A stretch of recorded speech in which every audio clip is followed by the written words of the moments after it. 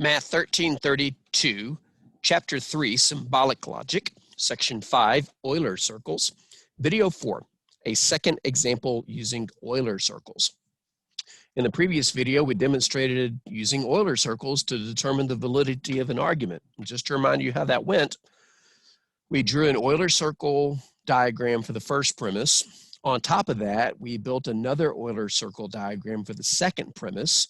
And as a consequence, it forced us to draw an Euler circle diagram for the conclusion. Since the conclusion's illustration was forced from the illustration for the two premises, that meant that the conclusion followed from the premises and meant that the argument was valid. Let's take a look at this example. Determine if the following argument is valid. Premise 1, all college students buy textbooks. Remember, we're not debating whether or not the premise is true or false. We're trying to answer the question, must the conclusion follow from the premises if they were true? Premise 2, some book dealers buy textbooks. And the conclusion, therefore, some college students are book dealers. Now, there are some people that would draw this conclusion without thinking twice, but this is the whole purpose of symbolic logic, and in this case, picture logic, to be able to provide evidence as to whether or not you can draw a conclusion like that. Like before, we have three sets of objects. Can you identify them from these two premises and the conclusion?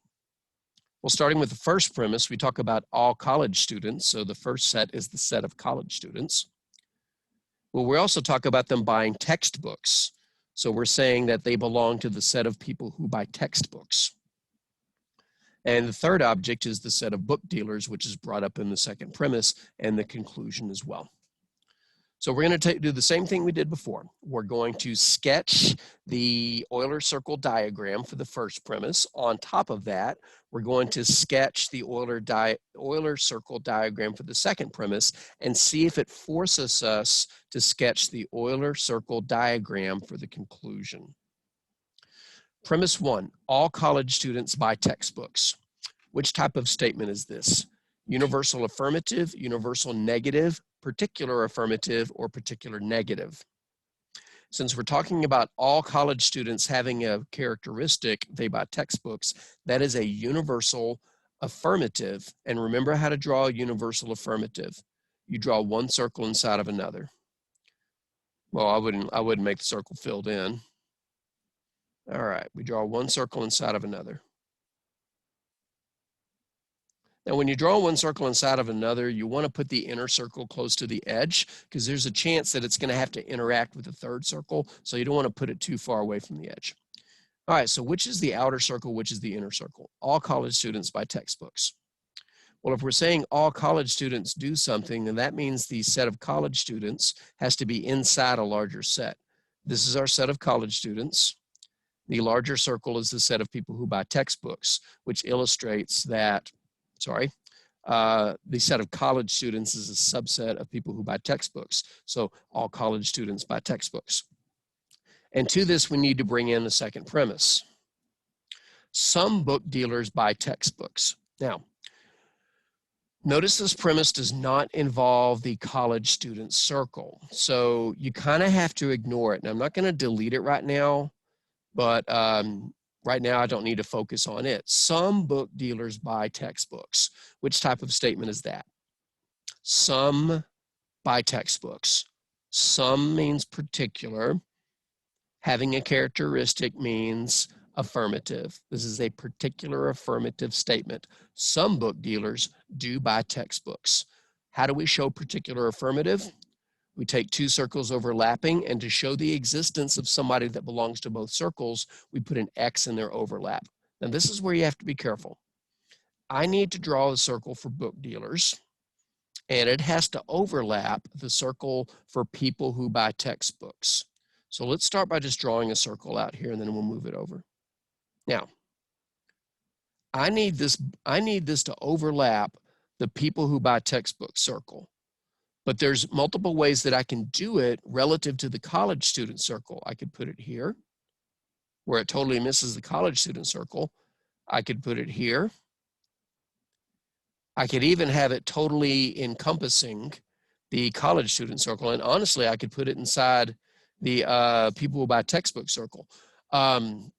when you simply say that there's an overlap, that overlap could actually be being totally inside of something. But I got a lot of options on where to put this book dealer circle. Miss the college student circle, hit the college student circle, totally enclose the college student circle, or if I even made the book dealer circle smaller. Why did it not grab it? Hold on. Hold on, folks. There we go. If I even made that circle small enough, then I can make it hit the textbook circle, hit the college student circle, or go inside like this. So you can tell that when I bring in this third circle, there's a lot of ways that it's going to interact with the college student circle that is not involved in the second premise. But remember, all we're trying to answer is, does this force the conclusion? And maybe we should look at the conclusion first.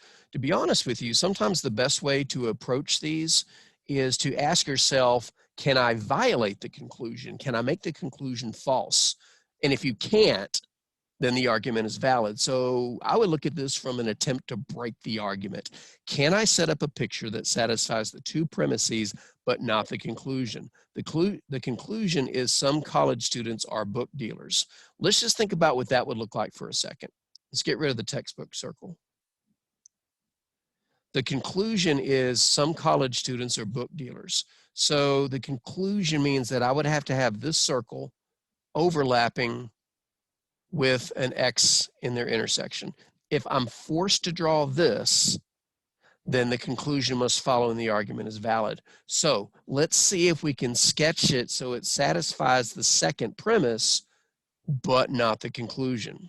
The second premise says the book dealer circle, which I'm about to drag over, and the people who buy textbook circle must overlap and put an X in their overlap. Okay, there they are overlapping.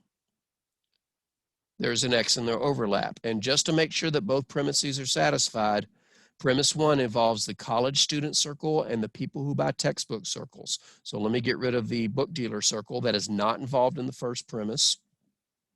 All right, first premise satisfied. Let's bring this back.